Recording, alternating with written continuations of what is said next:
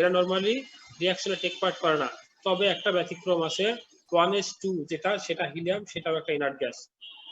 এরপর আমি গতদিন বলেছিলাম রিপ্রেজেন্টেটিভ এলিমেন্ট, আমি বলেছিলাম যে এস ব্লক এবং পি ব্লক এদেরকে রিপ্রেজেন্টেটিভ এলিমেন্ট বলা হয়। তো এখানে যেহেতু ইনার্ট গ্যাসকে আমরা ইনার্ট গ্যাসকে NS2 NP6 এর মধ্যে দিয়েছি, তার মানে এখানে বাকিটা মানে P6 এর আগে আর কি P4 পর্যন্ত P5 পর্যন্ত এরা সবাই রিপ্রেজেন্টেটিভ এলিমেন্ট, মানে গ্রুপ 1 থেকে গ্রুপ 17 পর্যন্ত। তার মানে গ্রুপ 1, গ্রুপ 2, তারপরে গ্রুপ 13 থেকে গ্রুপ 17, গ্রুপ 1 থেকে 2, দেন 13 থেকে 17, এরা হচ্ছে রিপ্রেজেন্টেটিভ এলিমেন্ট বা নরমাল এলিমেন্ট আমরা এদেরকে বলেছিলাম। এরপর ট্রানজিশন এলিমেন্ট আমরা অলরেডি একটু আগে পড়েছি, এটা নিয়ে কিছু বলতে চাচ্ছি না। পিরিয়ডিক টেবিল বা মোসলের পিরিয়ডিক টেবিল উনি ফ্রিকোয়েন্সির সাথে প্রত্যেকটা জানো যে প্রত্যেকটা এলিমেন্টেরই তো এক একটা নির্দিষ্ট ওয়েভলেন্থে লাইট আর এমিট করতে পারে, কারণ এলিমেন্টে যেতে ইলেকট্রন আছে, ইলেকট্রন একটা এনার্জি লেভেল থেকে অন্য একটা এনার্জি লেভেলে মাইগ্রেট করতে পারে, হায়ার থেকে লোয়ার এনার্জি লেভেলে মাইগ্রেট করতে পারে, তার মানে এদের একটা ওয়েভলেন্থ আছে, ওয়েভলেন্থ থাকলে তাদের একটা ফ্রিকোয়েন্সি আছে, মানে তাদের একটা এনার্জি আছে। উনি দেখেছেন যে এই ফ্রিকোয়েন্সিটা হচ্ছে অ্যাটমিক ম্যাসের অ্যাটমিক নাম্বারের প্রপোর্শনাল। উনি দেখেছেন যে এই ফ্রিকোয়েন্সিটা অ্যাটমিক নাম্বারের প্রপোর্শনাল, মানে অ্যাটমিক নাম্বার যত বাড়ে ফ্রিকোয়েন্সি তত বাড়ে। সেখান থেকে উনি মডার্ন পিরিয়ডিক টেবিলের একটা ল দিয়েছেন। মডার্ন পিরিয়ডিক টেবিলের লটা কিন্তু আসলে মোসলে দিয়েছেন, পরে সেটাকে আমরা মেন্ডেলিভস রিভাইস ল বলেছিলাম, মেন্ডেলিভকে একটা রেসপেক্ট দেখানোর জন্য। আমরা সেখানে বলেছিলাম যে মডার্ন পিরিয়ডিক টেবিল লটা হচ্ছে physical and chemical property of element আর পিরিয়ডিক ফাংশন। তার মানে হচ্ছে লেফট থেকে রাইট ইনক্রিজ অথবা ডিক্রিজ, মেটালিক যেমন তোমরা জানো লেফট থেকে রাইট মেটালিক প্রপার্টি ডিক্রিজ করে, কোভ্যালেন্ট প্রপার্টি ইনক্রিজ করে, এগুলো একটা পিরিয়ডিক প্রপার্টি। তাহলে এটা অ্যাটমিক নাম্বারের উপরে ডিপেন্ড করতেছে।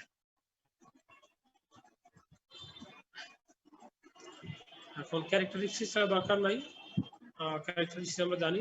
একটা জিনিস, একটা ইনফরমেশন, ছোট ছোট ইনফরমেশন গুলো দরকার হয় তোমাদের। এখানে একটা জিনিস লিখেছি দেখো, element of third period from sodium to chlorine are called typical element, এভাবেই মনে রাখতে হবে। অনেক সময় এটা আসে which one is typical element, তো সোডিয়াম থেকে ক্লোরিন যে কোনো একটা তুমি বলবা, মানে থার্ড পিরিয়ড আর কি।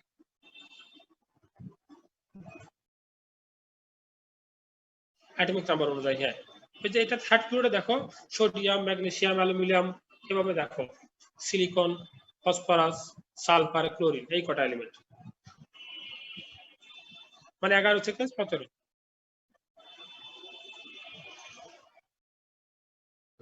স্যার ওদেরকে টাইপিক্যাল কেন বলে?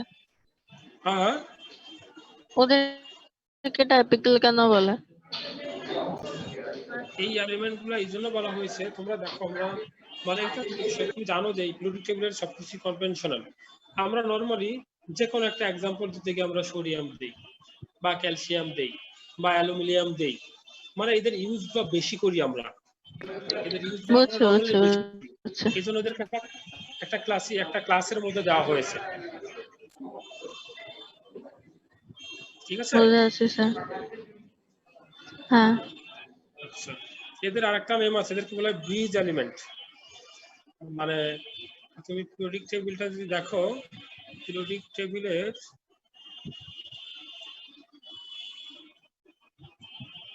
টেবিলটা দেখো,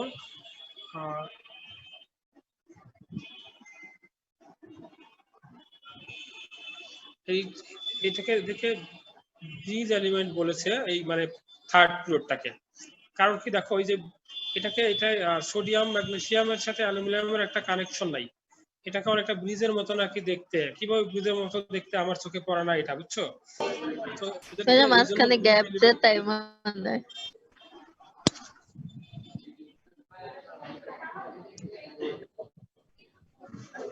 ব্রিজ সেতু, দুই পাশে রাস্তা, মাঝে ব্রিজ।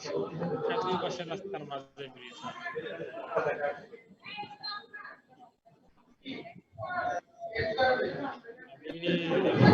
করে রাখতে হবে, বেশি পড়তে হবে না, রিভিশন দুই একবার দাও, দেখবা যে মনে থাকবে। আমি বাদ দিচ্ছি না, এই জন্য কিছু বাদ দিচ্ছি না, তোমরা যাতে পারবা না পারবা অ্যাটলিস্ট মনে করতে পারবা যে স্যার এটা পড়িয়েছিলাম।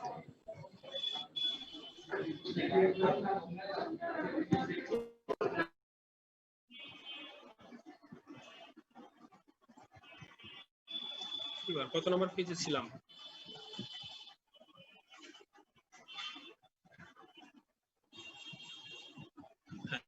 আমরা মোস্টলি পিরিয়ডিক টেবিল দেখেছি, ক্যারেক্টারিস্টিক্স গুলোর দরকার নেই, আমরা জানি অলরেডি ক্যারেক্টারিস্টিক্স। একটা পিরিয়ডের লেফট থেকে রাইটে গেলে অক্সিডেশন নাম্বার ইনক্রিজ করে তোমরা জানো। এখানে ওই যে টাইপিক্যাল এলিমেন্টের জন্য কিছু জিনিস দিচ্ছে, এখানে দেখো sodium oxide, magnesium oxide, aluminium oxide, silicon dioxide, phosphorus pentoxide, sulphur trioxide, dichlorine hexoxide, এগুলো অক্সাইড গুলো দিচ্ছে এলিমেন্ট। আমি তো ভুল বললাম দেখুন, সোডিয়াম কি সেকেন্ড পিরিয়ড ছিল? সোডিয়াম থার্ড পিরিয়ড ছিল। সোডিয়ামের উপর একটা ব্রিজ এলিমেন্ট,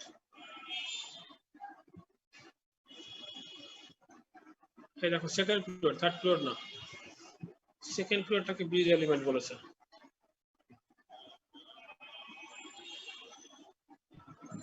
ইনফরমেশন দিয়ে রেখেছি আমি, অনেক জায়গা থেকে ইনফরমেশন আমাকে কালেক্ট করতে হয়েছে। পিরিয়ডিক টেবিলের কিছু ক্যারেক্টারিস্টিক, এগুলো আমি কিছু বলতেই চাই না এখন, তোমরা এইসব সম্পর্কে খুব ভালো জানো। পিরিয়ডিক টেবিলের ক্যারেক্টারিস্টিক কি সেটা লাগবেও না কখনো। এই যে 6 নম্বর থেকে আমরা দেখি কজ অফ পিরিয়ডিসিটি।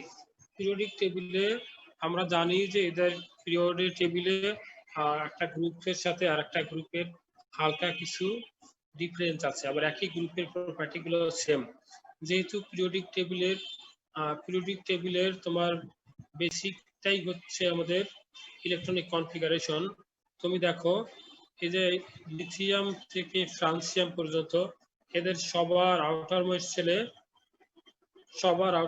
সেলে একটা করে ইলেকট্রন আছে। দেখো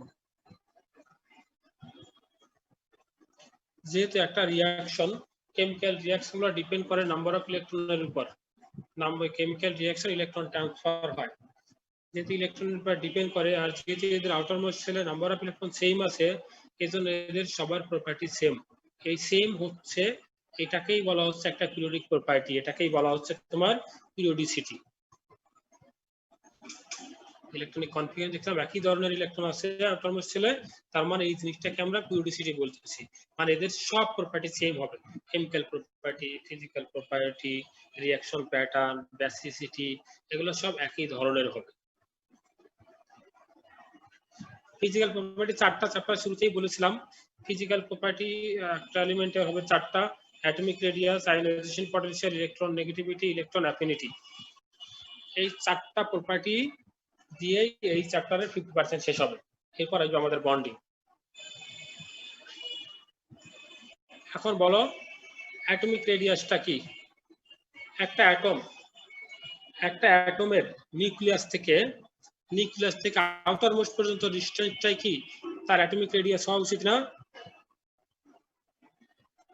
হ্যাঁ, একটা অ্যাটমের নিউক্লিয়াস থেকে আউটারমোস্ট এর পর্যন্ত ডিসটেন্সকে আমরা অ্যাটমিক রেডিয়াস বলবো। এইটাই হচ্ছে অ্যাটমিক রেডিয়াস। এখন আমরা দেখব কোভ্যালেন্ট রেডিয়াস কথাটা আসলে কিন্তু বোঝা যাচ্ছে এখানে নিশ্চয়ই একটা কম্পাউন্ডের কথা বলছে বা একটা মলিকুলের কথা বলছে, মানে কোভ্যালেন্ট বন্ড থাকতে হবে, ঠিক আছে? Covalent radius. এখন যদি হাইড্রোজেনের কথা কনসিডার করি, মনে করো আমি দুটো হাইড্রোজেন ড্র করি, যে একটা হাইড্রোজেন, এই যে আরেকটা হাইড্রোজেন, এটা আমি আসলে H2 মলিকুল লিখেছি, দেখো এই যে রিং দিয়ে করে দিয়েছি, H2 মলিকুল কনসিডার করেছি। H2 মলিকুলের মনে করো এইটা একটা সেন্টার, এইটা আরেকটা সেন্টার, এই হচ্ছে দুটা সেন্টার। এখন কোভ্যালেন্ট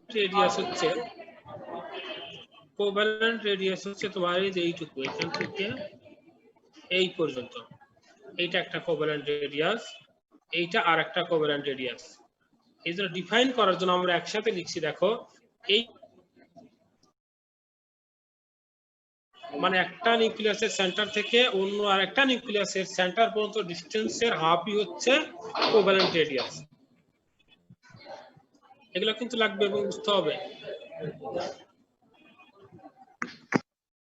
এই দেখো কোভ্যালেন্ট রেডিয়াস হচ্ছে একটা এলিমেন্ট একটা এলিমেন্টাল মলিকিউলে যে দুইটা অ্যাটম আছে তাদের যে নিউক্লিয়াসের distance half of the distance of two nucleus in a covalent bonded molecule is called covalent radius. আমি যে এখানে ফর্মুলা দিয়ে লিখেছি দেখো আর এ মানে কোভ্যালেন্ট রেডিয়াস ইকুয়াল টু দেখো এ লিখেছি মানে যে এই ডিসটেন্সটা কিন্তু মিন করেছি তোমরা বুঝতে পারতেছো কোনটা মিন করেছি এই ডিসটেন্সটাকে মিন করেছি এই ডিসটেন্সের হাফই হবে তোমার কোভ্যালেন্ট রেডিয়াস তার মানে আমরা একটু ইনডিরেক্টলি বা ডাইরেক্টলি যদি বলি যে এইটুকু হচ্ছে একটা কোভ্যালেন্ট রেডিয়াস দেখো এই তোমার সলিড টুকু মানে পুরোটার হাফ তো এই সলিড টুকু হবে এই দিক থেকে যদি কনসিডার করো ডিফারেন্ট কালার দিয়ে দিই এই দিক থেকে যদি কনসিডার করো তাহলে এইটুকু হচ্ছে কোভ্যালেন্ট রেডিয়াস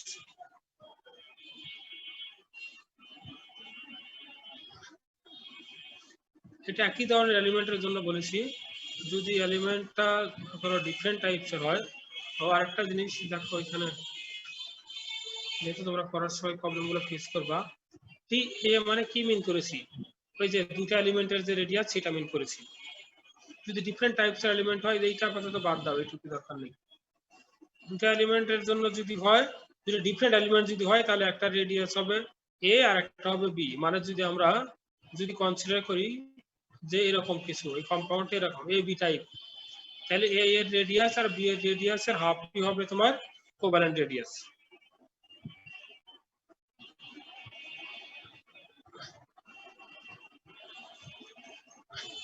এখন দেখো মেটালিক রেডিয়াস হচ্ছে মেটালের মধ্যে কি ধরনের বন্ড থাকে মেটালিক বন্ড থাকে না একটা মেটালের মধ্যে একই ধরনের এলিমেন্ট অনেকগুলো একটা আরেকটার সাথে তোমার ক্লোজলি বাউন্ডেড থাকে একটা ক্রিস্টালের মতো হয়ে থাকে মানে এক একটা শেপে আলাদা আলাদা থাকবে অনেকগুলো অ্যাটম একসাথে মিলে তাহলে এই অ্যাটমগুলোর মধ্যে তো ডিসটেন্স থাকে সেটাকে আমরা বলছি মেটালিক রেডিয়াস দেখো 1/2 of the intermolecular distance between two closest metal atom in a metallic crystal crystal হচ্ছে তোমার মনে করো একটা অ্যাটম একসাথে থাকতে পারে না অনেকগুলো অ্যাটম একসাথে থেকে এক একটা শেপ ফর্ম করে সেই প্রত্যেকটাকে এক একটা ক্রিস্টাল বলা হয় যেমন তুমি বাসায় যে লবণ আছে দেখো লবণগুলো দানা দানা ওই প্রত্যেকটা এক একটা হচ্ছে ক্রিস্টাল এক একটা দানা হচ্ছে এক একটা ক্রিস্টাল এখন এই ক্রিস্টালের মধ্যে অ্যাটমটা সবচাইতে যে ক্লোজ ডিসটেন্সে আছে তাদের মাঝখানে যে ডিসটেন্স আছে তাদের হাফ হচ্ছে তার মেটালিক রেডিয়াস ওই কোভ্যালেন্ট রেডিয়াসের মধ্যে কোভ্যালেন্ট কম্পাউন্ডের মধ্যে দুটো অ্যাটমের মাঝখানের ডিসটেন্সটাকে মানে হাফ অফ দ্য ডিসটেন্সটা আমরা বলি কোভ্যালেন্ট রেডিয়াস আর মেটালিক রেডিয়াসকে বলি একটা মেটালের মধ্যে দুটো অ্যাটমের সর্বনিম্ন যে ডিসটেন্স তাদের হাফটাকে বলা হচ্ছে মেটালিক রেডিয়াস একটা জিনিস মাথায় রাখতে হবে মেটালিক রেডিয়াস সবসময় কোভ্যালেন্ট রেডিয়াসের সাথে বেশি হবে কোভ্যালেন্ট কম্পাউন্ড একটা ডিরেক্ট বন্ড মেটালিক কম্পাউন্ড এরকম ডিরেক্ট বন্ড না এটা ইন্টারমলিকুলার ফোর্স এই জন্য মেটালিক রেডিয়াসটা একটু বড় হয় মানে মেটালের মধ্যে অ্যাটম গুলো একটু বেশি ডিসটেন্সে থাকে তার মানে মেটালিক রেডিয়াসটা কোভ্যালেন্ট রেডিয়াস এটা একটা এমসিকিউ কিন্তু মেটালিক রেডিয়াসটা কোভ্যালেন্ট রেডিয়াসের চাইতে বেশি হয়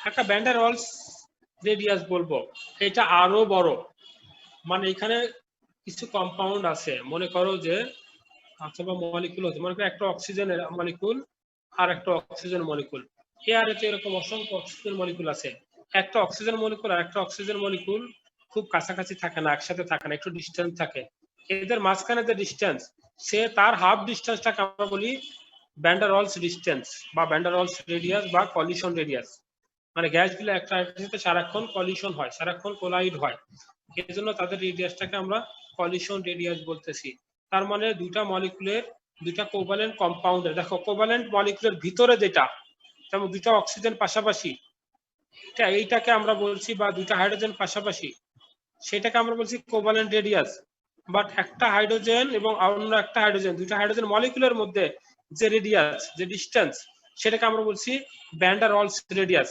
ভ্যান ডার ওয়ালস এটা হচ্ছে মলিকুলের জন্য মানে দুটা মলিকুলের মাঝখানে যে ডিস্টেন্স তার হাফ আর